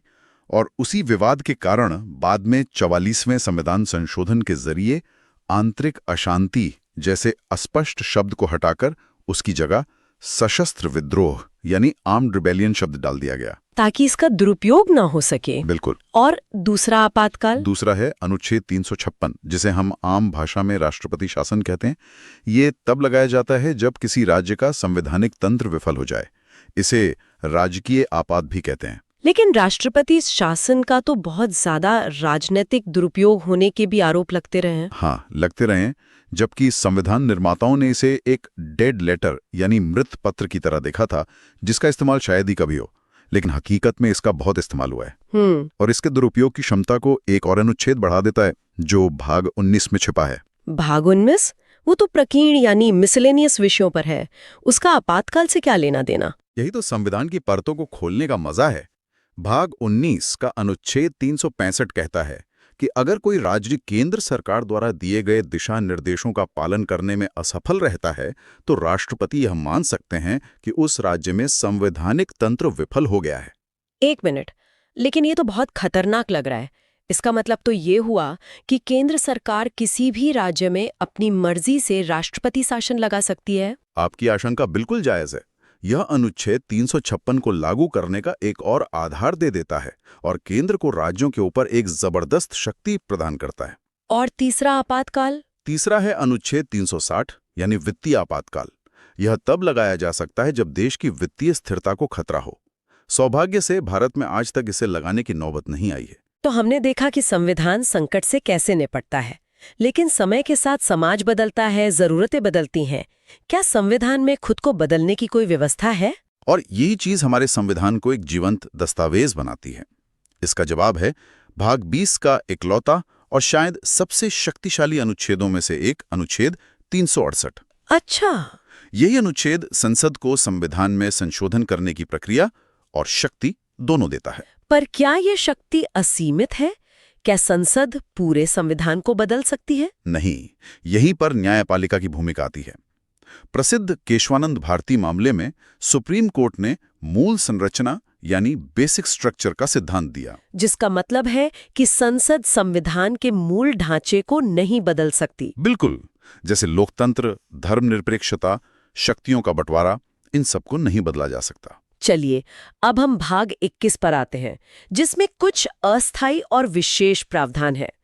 इसमें अनुच्छेद 371 है, जिसकी सूची याद करना हमेशा से एक चुनौती रही है। हाँ, रही है। लेकिन ये विशेष प्रावधान कुछ राज्यों को दिए ही क्यों गए हैं? ये सूची सिर्फ याद करने के लिए नहीं है, ये भारत की विविधता की कहानी बताती है।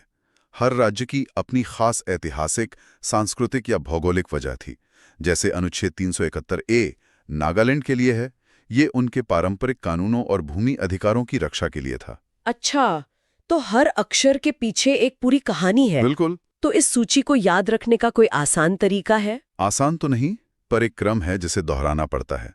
इसे ऐसे देख सकते हैं। बताइए। बिना किसी अक्षर के अनुच्छेद 371 महाराष्ट्र और गुजरात के विकास बोर्डों की बात करता है। ठीक है, महाराष्ट्र, गुजरात। फिर अक्षर शुरू होते हैं। ए से नागालैंड, बी से असम, सी से मणिपुर। ए नागालैंड, बी असम, सी मणिपुर। हाँ, डी और ई दोनों आंध्र प्रदेश से जुड़े हैं, खासतौर पर वहां की यूनिवर्सिटी को लेकर। डी और ई आंध्र प्रदेश। एफ से सिक्किम, ये बहुत महत्वपूर्ण है। जी से मिजोरम, एच से अरुणाचल प्रदेश, आई से गोवा और अंत में जे से कर्नाटक। वाह, ये क्रम तो याद रखना पड़ेगा। हाँ, मैंने तो इसे एक कहानी बनाकर याद किया था, पर वो थोड़ी लंबी हो जाएगी। तो अब हम संविधान के बिल्कुल अंत में आ गए हैं। भाग 22।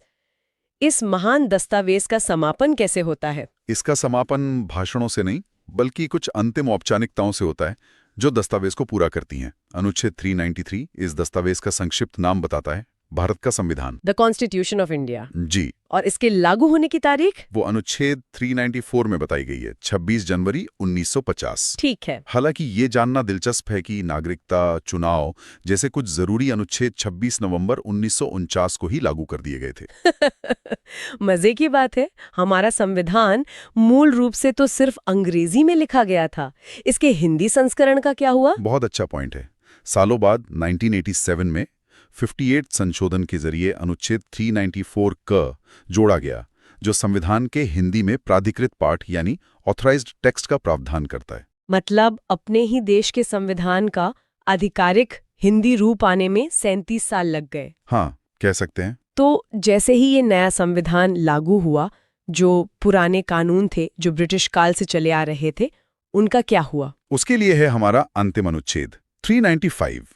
ये एक तरह से पुराने युग का अंत और नए युग की शुरुआत की घोषणा करता है। अच्छा। ये स्पष्ट करता है कि भारत के संविधान के लागू होते ही भारत सरकार अधिनियम 1935 और भारतीय स्वतंत्रता अधिनियम 1947 जैसे सभी पुराने अधिनियम रद्द हो गए, रिपील हो गए, और इसी के साथ भारत पूरी तरह से एक नए संप्रभु, गणतांत्रिक और संवैधानिक युग में प्रवेश कर गया। बिल्कुल। तो अनुच्छेद 1 से लेकर 395 तक इन सभी अनुच्छेदों के साथ हमने भारतीय संविधान की अपनी यात्रा पूरी की। ये एक शानदार सफर था जिसमें हमने संविधान की हर बारीकी को समझने की कोशिश की। बिल्कुल। हमने देखा कि कैसे हमारा संविधान सिर्फ नियमों की किताब नहीं, बल्कि एक राष्ट्र के सपनों, आकांक्षाओं और चुनौतियों का प्रतिबिंब है। तो इस पूरी यात्रा के अंत में हमारे श्रोताओं के लिए आज का विचारणीय प्रश्न क्या है? आज जब हमने अनुच्छेद 368 यानी संविधान संशोधन की प्रक्रिया को देखा, तो ये एक गहरा प्रश्न उठाता है। संविधान की मूल संरचना की अवधारणा जिससे न्यायालय ने विकसित किया है, क्या वो संसद की संशोधन की शक्ति पर एक जरूरी नियंत्रण है ताकि संविधान की आत्मा बची है, या फिर ये जनता द्वारा चुनी हुई विधायिका के अधिकार क्षेत्र में एक न्यायिक अतिक्रमण है? इस पर सोचिएगा।